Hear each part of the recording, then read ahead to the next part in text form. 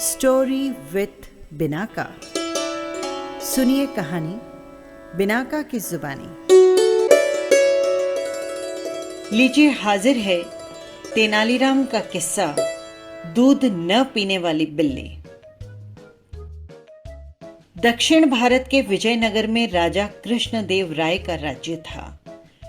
एक बार उनके राज्य में चूहों ने बहुत तबाही मचा दी और उससे पूरी प्रजा परेशान हो गई, क्योंकि चूहे आए दिन किसी के कपड़े कुतर जाते तो किसी की फसल और अनाज को नुकसान पहुंचा देते।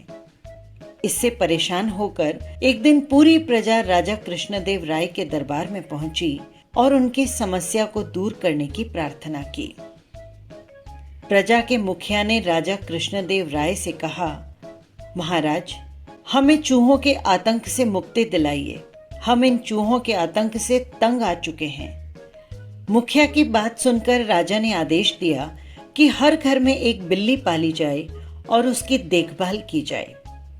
बिल्लियों की देखभाल के लिए उन्होंने हर घर में एक एक गाय भी दे दी।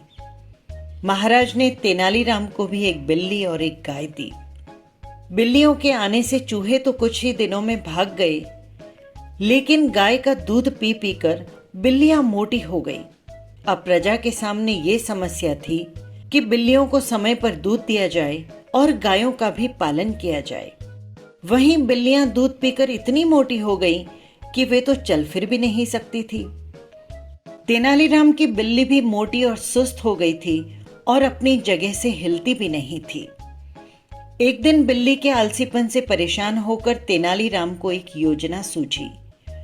उसने रोज की तरह बिल्ली के सामने दूध से भरा कटोरा रख दिया, लेकिन इस बार दूध बहुत तेज गर्म था। उसे मुंह लगाते ही बिल्ली का मुंह जल गया और उसने दूध नहीं पिया। इस प्रकार कई दिन बीत गए। बिल्ली जब भी दूध पीने आती, तेनालीराम तेज गर्म दूध उसके आगे रख देते और इस तरह से उनकी बिल्ली दुबली होने लगी और भागने भी लगी। इसी बीच राजा कृष्णदेव राय ने सभा में बिल्लियों का निरीक्षण करने का ऐलान किया और एक दिन तय करके पूरी प्रजा को अपनी अपनी बिल्लियों को दरबार में लाने का आदेश दिया। सभी की बिल्लियां बहुत मोटी हो गई थी, लेकिन तेनालीराम की बिल्ली बहुत दुबली थी। राजा ने इसका कारण पूछा तो उन्होंने कहा कि मेरी बिल्ली ने दूध पीना छोड़ दिया है। राजा ने इस बात को नहीं माना। उन्होंने एक कटोरा दूध बिल्ली के सामने रखा। दूध को देखते ही बिल्ली वहां से भाग खड़ी हुई। इस घटना से सभी दंग रह गए। राजा ने तेनाली से इस राज को जब जानना चाहा, तब तेनालीराम ने कहा, महाराज, अगर सेवक ही आलसी हो जाए तो उसका रहना मालिक पर बोझ बन जाता है। वैसा ही इन सभी बिल्लियों के साथ भी है। मैंने अपनी बिल्ली का आलस भगाने के लिए उसे गर्म दूध दिया, जिससे उसका मुंह जल गया और वो खुद से ही अपना भोजन तलाश करने लगी। इसीलिए ठंडा दूध देखकर भी वो भाग जाती और अपना भोजन खुद ही तलाश करती। धीरे धीरे ये चुस्त और तेज हो गई।